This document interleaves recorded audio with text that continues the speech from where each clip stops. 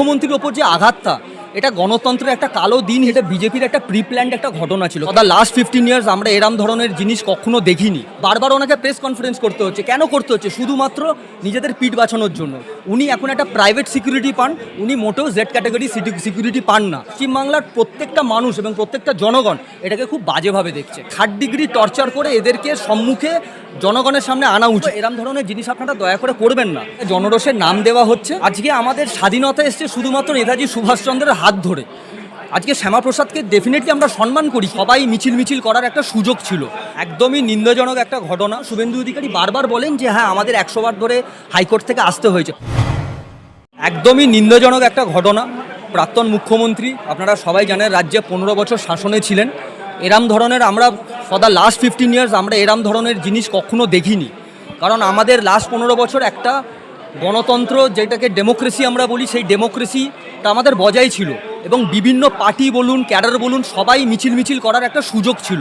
তো সুতরাং মুখ্যমন্ত্রীর ওপর যে আঘাতটা, এটা গণতন্ত্রের একটা কালো দিন হিসেবে আমরা ডেফিনেটলি আমরা বলতে পারি। কারণ মুখ্যমন্ত্রীর ওপর যে আঘাত, এবং শুভেন্দু অধিকারী যেটা বারবার বলছেন যে উনি জেড ক্যাটাগরি সিকিউরিটি পান, কিন্তু আমার কথা হচ্ছে ওনার তো সিকিউরিটি যেগুলো ছিল সেগুলো তো প্রত্যাহার করে নেওয়া হয়েছিল। তো উনি তো কোনো এখনও জেড ক্যাটাগরি সিকিউরিটি পান না, প্রথমত।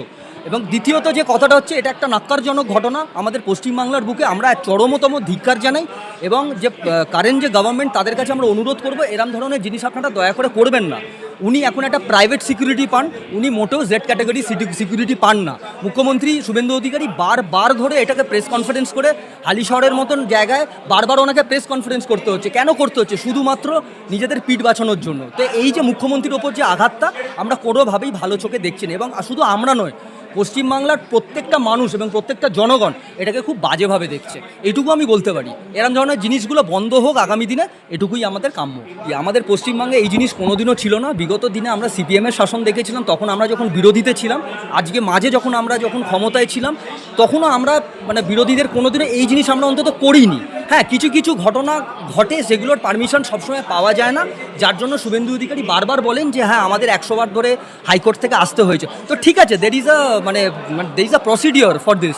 কিন্তু কথাটা হচ্ছে এরম ধরনের জিনিস, যারা আমাদের যে আক্ষেপ, জনগণকে যদি জানাতে না পারি, যদি বিরোধী শূন্যই করে দেওয়া হয়, তো সেই জিনিসটা আমাদের পশ্চিমবঙ্গে ছিল না। এটা কাম্য নয়, একদমই না। এটা জনরোষের নাম দেওয়া হচ্ছে।